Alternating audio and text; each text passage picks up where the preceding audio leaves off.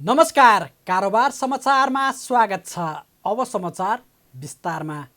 प्रमुख प्रतिपक्ष नेकपा एमाले रासायनिक मलबारे प्रतिनिधि सभामा छलफल गर्न बजेटमाथिको जारी छलफल स्थगन गर्न माग गर्दै सार्वजनिक महत्त्वको प्रस्ताव पेश गरेको छ।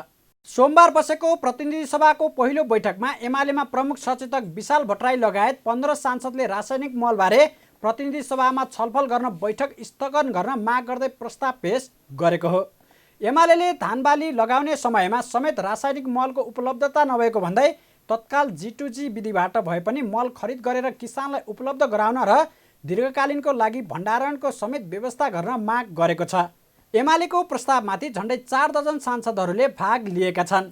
छलफलमा भाग लिँदै प्रमुख प्रतिपक्ष एमालेका सांसदहरूले तत्काल किसानका लागि आवश्यक मलको व्यवस्था गर्न सरकारसँग माग गरेका छन्।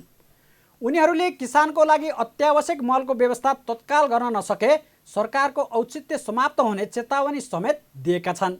यस्तै प्रमुख प्रतिपक्षी दलका सांसदहरूले आफ्नो लेटर प्याडमा लिएर गएको माग पत्र केही मन्त्रीहरूले विपक्षको हो भनेर च्यातेको खबर आफूले पाएको उल्लेख गर्दै लेटर प्याड नै च्यात्ने त्यस्ता मन्त्रीहरूको हातमुख च्यात्न नपरोस् भनी सचेत समेत गराएका छन्।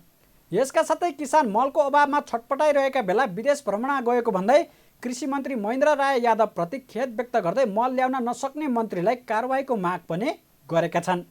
मल उपलब्ध गर्न सक्दैन भने, जनताका दैनिक सरोकारका सहलहरूमा खेतीपातीलाई व्यवस्था गर्न सक्दैन भने यो सरकारको अब औचित्य समाप्त हुन्छ। यो सरकारको औचित्य समाप्त हुन्छ। यसकारणले हुन्छ यो सामान्य भन्दा सामान्य कुरा पनि ल्याउन नसक्ने सरकार। मलाई त अचम्म लाग्यो। हेर्नुहोस्, यति सामान्य कुरो पहिल्यै सरकारले जिम्मेवार ढङ्गले पहिलाको वर्ष मल राखिराख्नु पर्थ्यो, गोदामको व्यवस्था गर्नु पर्थ्यो। कति बेला खेतीपाती लाउने बेला हुन्छ त्योभन्दा अगाडि नै जोडजाम गर्नु पर्थेन। हामीले मल मल मल भनेर सदनमा जतिसुकै चिच्याए पनि सरकार सुन्नेवाला छैन। किसानहरू मलको अभावमा दिनदिनै छटपटाइरहेका छन्। किसान यति बेला मल नपाएर छटपटिरहेका बेला, किसानहरू यति बेला सिंहदरबारको मुख ताकेर बसिरहेका बेला सम्बन्धित विभागीय मन्त्री कानमा तेल हालेर यति बेला किसानका सरकारप्रति बेखबर भएर विदेश सैर गर्ने मान्ने विदेश कृषि मन्त्रीप्रति म यो संसदबाट नै किसानको तर्फबाट खेद व्यक्त गर्न चाहन्छु। केही यो गठबन्धनका मान्य मन्त्री यस्ता छन् जो प्रतिपक्षका सांसदहरूले जनताको माग लिएर आफ्नो लेटर प्याडमा सरकारलाई मन्त्रालयमा पेश गरेका मागहरू प्रतिपक्षको भनेर गैर जिम्मेवार भएर अराजक ढङ्गले अनि त्यसलाई च्यातेको भन्ने कुराहरू आइरहेको छ। अर्को दिन त्यस्ता मन्त्रीहरूको म विस्तृत विवरण लिएर यही सदनमा भण्डाफोर गर्ने म यो वाचा गर्न चाहन्छु। यस्ता अराजक मन्त्रीलाई यहीबाट जनताको तर्फबाट चुनौती दिन चाहन्छु। खबरदार, हाम्रा लेटर प्याड च्यात्ने मन्त्रीहरू, जनताले तपाईका हात तपाईको मुख च्यात्नु नपरोस् भन्ने कुरा पनि यहीबाट म खबरदारी गर्न चाहन्छु। मल ल्याउन नसक्ने अक्षम सरकार र मन्त्रीहरूलाई तत्काल कारबाही गर्नुपर्छ। सरकार कस्तो हुन्छ हामी देखाउँछौँ भन्ने साथीहरूले देखाएको सरकार हेरिरहेका छौँ। यो तर्फ सबैको ध्यान गम्भीरताका साथ जाओस्। प्रमुख प्रतिपक्षले राखेको प्रस्तावमाथि सत्तारूढ दलका सांसदहरूले समेत सहमति जनाएका छन्। तर सत्तारूढ दलका सांसदहरूले सभामुखले ध्यानाकर्षण गराइरहेको विषयमा बैठक स्थगनको प्रस्ताव ल्याउन गलत भएको भन्दै प्रस्तावको विरोध गरेका छन्। सत्तापक्षका सांसदहरूले नेपालमा मल उत्पादन नहुने भएका कारण नै हरेक वर्ष खेतीको सिजनमा मल अभाव हुने गरेको भन्दै नेपालमै मलको कारखाना खोल्नेतर्फ सरकारले काम अघि बढाउनु पर्नेमा जोड दिएका छन्। उनीहरूले तिहाईको बहुमतको सरकार हुँदा पनि मलको अभाव सम्बन्धी समस्या भोग्नु परेको स्मरण समेत गराएका छन्। यस्तै सत्तारूढ दलका सांसदहरूले मलको समस्या समाधानका लागि प्रधानमन्त्रीले भारतसँग उच्च राजनीतिक स्तरमा वार्ता गर्नुपर्ने पनि बताएका छन्। यो राष्ट्रिय समस्या हो। कृषि मन्त्रीज्यूले मात्रै पनि समस्या समाधान नहोला। प्रधानमन्त्रीज्यूले यसको विषयमा इनिसिएटिभ लिनु जरुरी छ। सरकार प्रमुखले यसको बारेमा इनिसिएटिभ लिनु जरुरी छ। हाई लेभल अहिले छिमेकसँग उच्च स्तरीय एउटा राजनीतिक संवाद गरौँ। तत्काल समस्या समाधान गर्नको लागि प्रधानमन्त्री स्तरबाट संवादको वातावरण तयार गरौँ। G2G गरौँ। G2G गर्दा एजेन्ट को राख्ने बारेमा चासो नराखौँ। टेन्डर गरौँ। टेन्डर गर्दाखेरि कार्टेलिङलाई चाहिँ अन्त्य गरौँ। समस्याको समाधान तात्कालिक रूपमा होला। दीर्घकालीन समस्या हरित अर्थतन्त्र नै हो। त्यसको निम्ति प्राङ्गारिक कृषि नै हो अथवा अर्गानिक कृषि नै हो। हामीले देखेको नेपालमा रसायन मलको अभाव आज मात्र भएको होइन। मैले स्मरण गर्न चाहे हरेक वर्ष अहिलेको सरकार 11 महिना भयो सरकारको गठन भएको छ। हरेक वर्ष हामी केही वर्ष अगाडिको हामी प्रतिनिधि सभामा निर्वाचित भएर आइसकेपछि हरेक वर्षको रिकर्डलाई अभिलेखलाई फर्केर हेर्ने हो भने त्यो रिकर्ड सुन्नमा आउँछ। हरेक वर्ष नेपालमा रसायन मलको अभाव हुँदै जाँदाखेरि त्यसको मार कृषकलाई परेको छ। यो मल वर्षेनी अभाव भइराख्ने जो यो नेपालको अब कानुन भन्ने कि यो ठेक्का प्रक्रिया बेठिक र मलाई लाग्छ जो यो टेन्डर प्रक्रिया छ यो नै बेठिक छ। त्यस कारणले गर्दाखेरि यसलाई चाहिँ कसरी छिटोभन्दा छिटो चाहिँ परिवर्तन गरेर हुन्छ कि कानुन के अरे संशोधन गरेर हुन्छ, यसलाई चाहिँ परिवर्तन गर्यो भने चाहिँ ठिक हुन्छ जस्तो लाग्छ। किसानहरूको एउटा चाहिँ नि विषयमा नेपालको कृषि उत्पादनसँग जोडिएको विषयमा यो जुन माननीय ज्यूहरूले प्रस्ताव राख्नुभएको छ त्यसप्रति म धन्यवाद दिन चाहन्छु।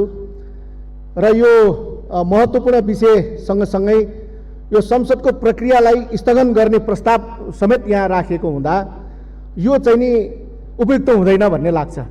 किनभने हामी अहिले बजेटको छलफल गरिरहेका छौँ। बजेटको छलफललाई नै स्थगन गरेर संसदीय प्रक्रियालाई नै स्थगन गरेर जाने कुरा यो संसदीय जुन चाहिँ नि पद्धतिमा वो सही चाहिँ नि काम हुँदैन, यो गर्नु हुँदैन भन्ने म राख्न चाहन्छु। सार्वजनिक महत्त्वको प्रस्तावमाथिको छलफलमा सांसदहरूले बोल्ने क्रम सकिएपछि सभामुख अग्नि सापकोटाले बैठक आधा घण्टाको लागि स्थगित गर्नुभयो। त्यसपछि बसेको दोस्रो बैठकमा मात्रै सांसदहरूले उठाएको प्रश्नको जवाफ कृषि तथा पशुपन्छी विकास मन्त्री महेन्द्र राय यादवले दिनुभएको थियो। सांसदहरूले उठाएको प्रश्नको जवाफ दिँदै मन्त्री यादवले असारको अन्तिमसम्ममा भारतबाट G2G विधिबाट 50,000 मेट्रिक टन युरिया र 30,000 मेट्रिक टन DAP मल आउने सम्भावना रहेको बताउनुभयो। हाल कृषि सामग्री केन्द्रको गोदाममा 500 metric ton urea, 7,000 metric ton ADP र 6,972 मेट्रिक टन पोटास रहेको जानकारी गराउँदै साल्ट ट्रेडिङ कर्पोरेसनले पनि असारको 15 गतेसम्म 20,000 मेट्रिक टन युरिया ल्याउने प्रतिबद्धता जनाएको बताउनुभयो। मन्त्री यादवले 15 गतेसम्म 20,000 मेट्रिक टन ल्याउन लागेको जानकारी पनि दिनुभयो। साल्ट ट्रेडिङ कर्पोरेसन लिमिटेड खरिद गर्ने मध्ये 20,000 मेट्रिक टन र DAP प्राप्त भइसकेको छ। 22,000 मेट्रिक टन युरिया अन्तिम हप्तादेखि असारको अन्तिम हप्तादेखि प्राप्त हुने सम्भावना छ। कृषि सामग्री लिमिटेड खरिद गर्ने 30,000 मेट्रिक टन युरिया असारको दोस्रो हप्तादेखि प्राप्त सुरु हुनेछ। 20,000 मेट्रिक टन DAP असारको तेस्रो हप्तादेखि प्राप्त सुरु हुने सम्भावना छ। 20,000 मेट्रिक टन DAP असारको अन्तिम हप्तादेखि प्राप्त हुने सम्भावना छ। G2G को माध्यमबाट भारतबाट मल खरिद गर्नको लागि अहिले 1.5 लाख मध्येमा 50,000 मेट्रिक टन युरिया र 30,000 मेट्रिक टन असारको अन्तिम समयसम्म आउने सम्भावना छ।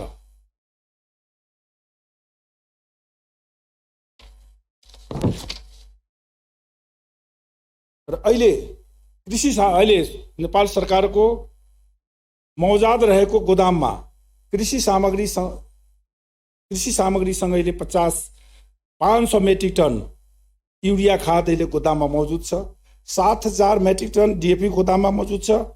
6,972 पोटास अहिले मौजुद छ।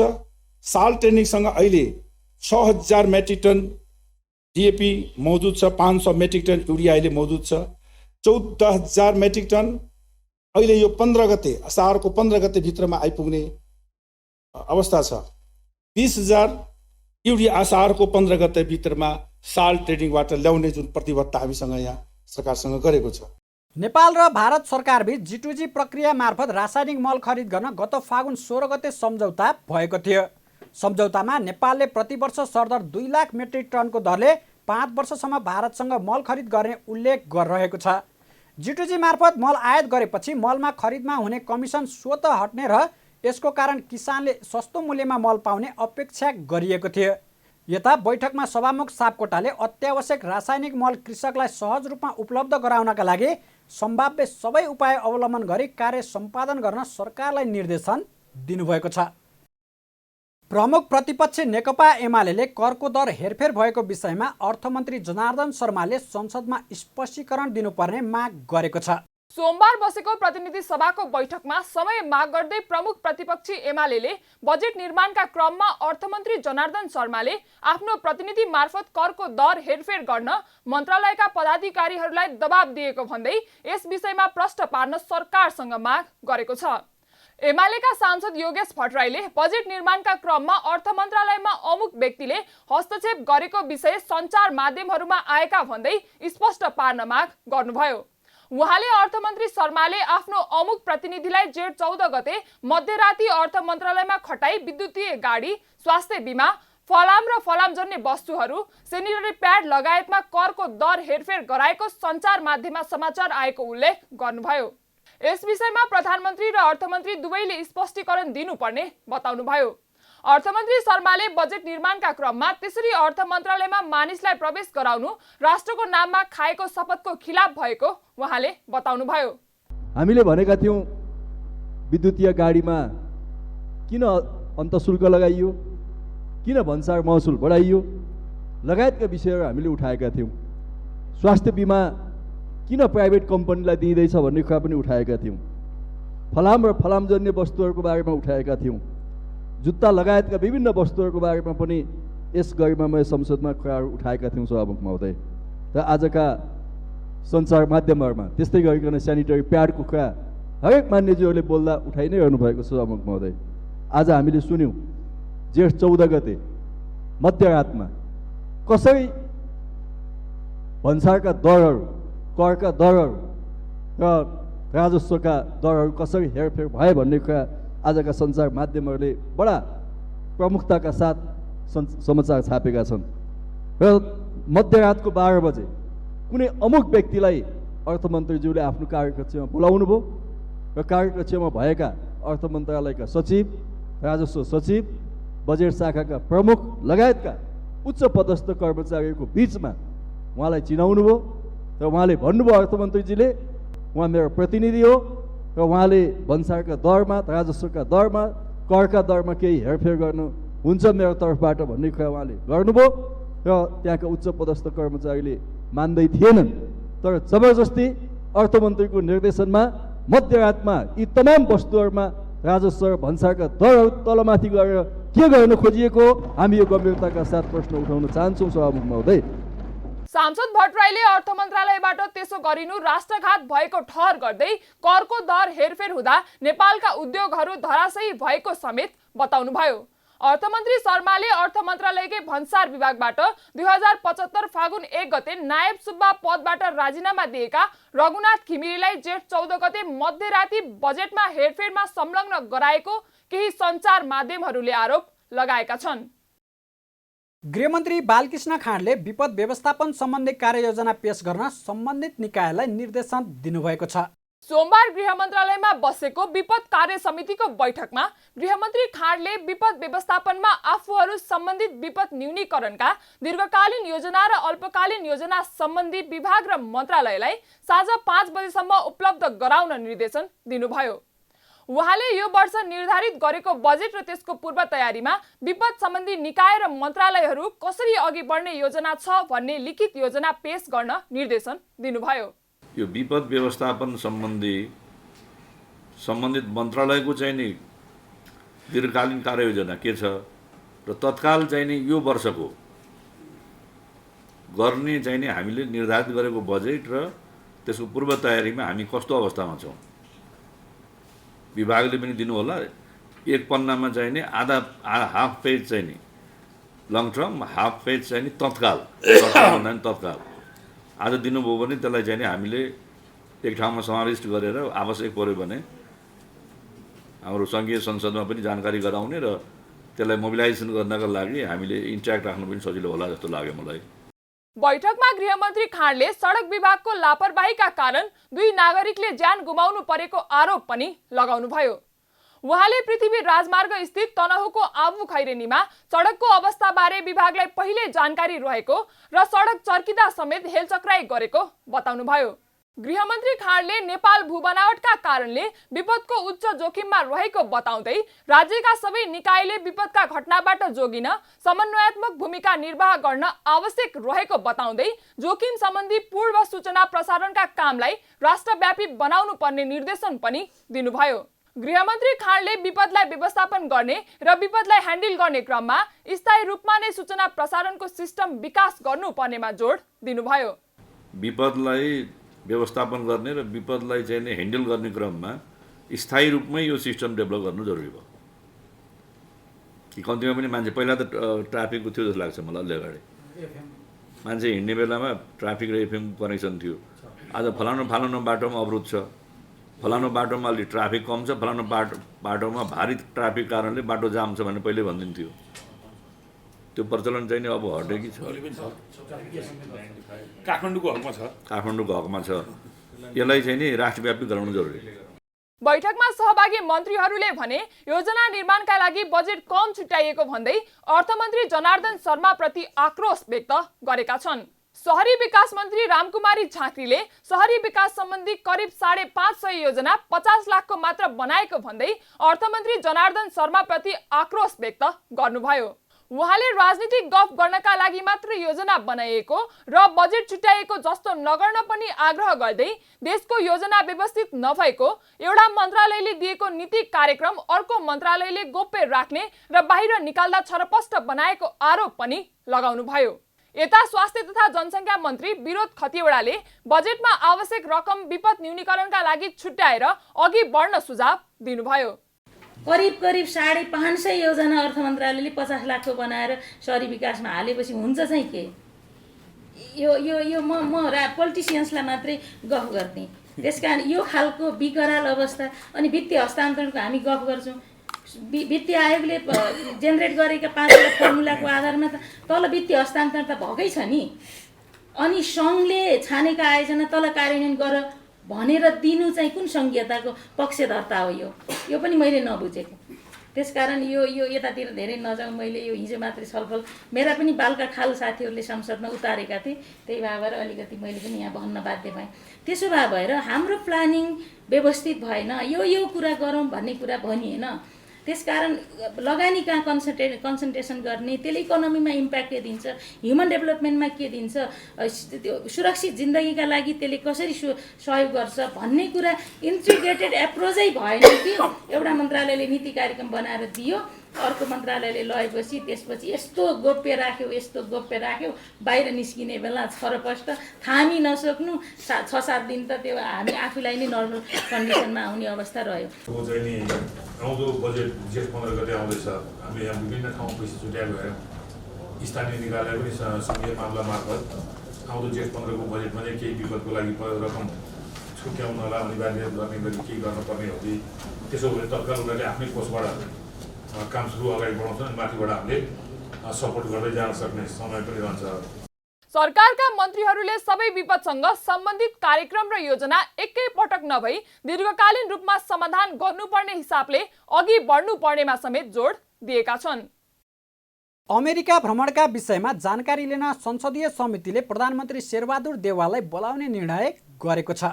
सोमबार सिंहदरबारमा बसेको प्रतिनिधि सभा अन्तर्गतको अन्तर्राष्ट्रिय सम्बन्ध समितिको बैठकले परराष्ट्र नीति कार्यान्वयनको विषयमा छलफल गर्न परराष्ट्र मन्त्री र प्रधानमन्त्रीलाई समितिमा बोलाउने निर्णय गरेको समिति सभापति पवित्र निरौला खरेलले बताउनुभयो। उहाँले समितिको बैठकमा परराष्ट्र नीति कार्यान्वयनको विषयमा छलफलको सुरुवात गरेको बताउनुभयो। सभापति निरौला खरेलले प्रधानमन्त्री देउवाको अमेरिका भ्रमण लगायतका विषयमा प्रधानमन्त्री र परराष्ट्र मन्त्रीलाई समितिको बैठकको छलफलमा बोलाउने बताउनुभयो। हामीले अत्यन्तै गम्भीर विषयमा छलफल गर्यौं र विषयमा अझै पनि हामी टुङ्गोमा पुग्न सकिरहेका छैनौं र भर्खर हाम्रो सुरुवात हो यो भन्न चाहन्छु म। र यो परराष्ट्र नीति कार्यान्वयनको सन्दर्भमा हामीले बैठक सुरुवात गरेका छौं र यसमा सबै मान्य सदस्यहरूले आफ्ना जिज्ञासा, आफ्ना भावना र अहिले भइरहेको अवस्थाको बारेमा प्रश्न पार्नु भएको छ र आगामी दिनमा पनि परराष्ट्र मन्त्री, प्रधानमन्त्री जुनलाई हामीले चाहिँ निमन्त्रणा गर्ने भएका छौं र यस समितिले यसै बैठकमा चाहिँ उहाँहरूलाई बोलाएर हामी व्यापक छलफलमा चाहिँ अगाडि जाने कुराहरू यहाँहरू समक्ष राख्दै बैठकमा प्रमुख प्रतिपक्षी दल एमाले प्रधानमन्त्री देउवाको अमेरिका भ्रमणबारे संसदलाई जानकारी गराउन माग गरेको थियो। एमालेका सांसद डाक्टर भीम रावलले प्रधानमन्त्री देउवाको अमेरिका भ्रमण बारेमा सांसदलाई जानकारी दिनुपर्ने बताउनुभयो। उहाँले वर्तमान गठबन्धनले नेपालको असंलग्न र स्वतन्त्र परराष्ट्र नीति र मान्यतालाई उल्लङ्घन गरेको आरोप लगाउँदै प्रधानमन्त्रीको भ्रमणको तयारी परराष्ट्र मन्त्रालयले नगरेर रक्षा मन्त्रालय र सेनाले गरेको प्रति आपत्ति जनाउनुभयो। डाक्टर रावलले नेपाल भ्रमणमा रहेका अमेरिकी जर्नेलले नेपाली सेना भरपर्दो स्थलगत सेना भनेको प्रति पनि आपत्ति जनाउनुभयो। हामीले नेपालको परराष्ट्र नीतिलाई असंलग्न र स्वतन्त्र बनाउने भनेर संविधानमा जुन लेखेका थियौँ, अहिले सरकारका गतिविधिहरूले त्यो नीति र मान्यतालाई उल्लङ्घन गरेको देखिन थालेको छ। सामान्य रूपमा हामी सबैले बुझेको कुरा हो, दुई देशको बिचमा यस्ता भ्रमणहरू आदान प्रदान भइरहन्छन्, यो सामान्य कुरा हो। तर यो भ्रमण आदान प्रदान कसले गर्छ? हाम्रो परराष्ट्र मन्त्रालय छ नि, अमेरिकाको स्टेट डिपार्टमेन्ट भन्ने त्यहाँको विदेश मन्त्रालय छ नि, अनि परराष्ट्र मन्त्रालयमा कुनै खबर भएको समाचार आउँदैन। हाम्रा नेपालका राजदूत अमेरिकामा बस्नुभएका राजदूत त्यहाँको रक्षा मन्त्रालय पेन्टागनमा गएर कुराकानी गर्नुहुन्छ, अनि अमेरिकाका जनरल यहाँ भ्रमण गर्नुहुन्छ। नेपाली सेनाका प्रधान सेनापति अमेरिका भ्रमण गर्ने कुरा आउँछ र दुई देशका सेना र रक्षा मन्त्रालयको बिचमा सबै चाँजो पाँजो मिलाइएको जस्तो सम्पूर्ण घटनाक्रमहरूले देखाइरहेको छ। यो एकदमै आपत्तिजनक कुरा हो। मैले आज बिहान मात्रै समाचार माध्यमहरूमा हेरेँ, नेपाल भ्रमणमा आउनुभएका अमेरिकी सेनाका जनरलले के भन्नुभएको रहेछ भने नेपालको सेना भरपर्दो स्थलगत सेना हो। के भने आयो? कसको भरपर्दो स्थलगत सेना? बैठकमा नेकपा एकीकृत समाजवादीका अध्यक्ष माधव कुमार नेपालले प्रधानमन्त्री देउवाले अमेरिका भ्रमणबारे संसद समिति र नागरिकलाई जानकारी दिनुपर्ने माग गर्नुभयो। उहाँले भ्रमणमा देशलाई उचित हुने भन्दा बाहेक अन्य कुनै पनि गतिविधिहरू सरकारले गर्न नहुने बताउनुभयो। अध्यक्ष नेपालले असंलग्न परराष्ट्र नीतिबाट सरकार अविचलित भएर अगाडि बढ्न नहुने पनि बताउनुभयो। स्वतन्त्र सार्वभौम सत्ता सम्पन्न स्वाभिमानी र कुनै पनि ब्लकमा सामेल नहुने, कुनै पनि एउटा पक्षमा नलाग्ने जुन नीति लिएका छौँ असंलग्न परराष्ट्र नीति, त्यो असंलग्न परराष्ट्र नीतिमा अविचलित रूपमा अगाडि बढ्नुपर्छ र यो हाम्रो धारणालाई सबैका बिचमा प्रष्ट रूपमा राख्नुपर्छ। यस मामिलामा कुनै किसिमको दबाव, कुनै किसिमको पनि अन्य किसिमको धम्की हामीलाई स्वीकार्य हुन सक्दैन। अध्यक्ष नेपालले सरकारले लिने वैदेशिक ऋणका प्रावधानहरूमा धेरै त्रुटिहरू रहेको भन्दै परिवर्तन गर्नुपर्ने समेत बताउनुभयो। बागमती प्रदेशका मुख्यमन्त्री राजेन्द्र प्रसाद पाण्डेले संविधानमा उल्लेख गरिएको समाजवाद उन्मुख अर्थतन्त्र निर्माण हुने गरी काम गर्न आफ्नो प्रदेश अन्तर्गतका स्थानीय तहलाई आग्रह गर्नुभएको छ।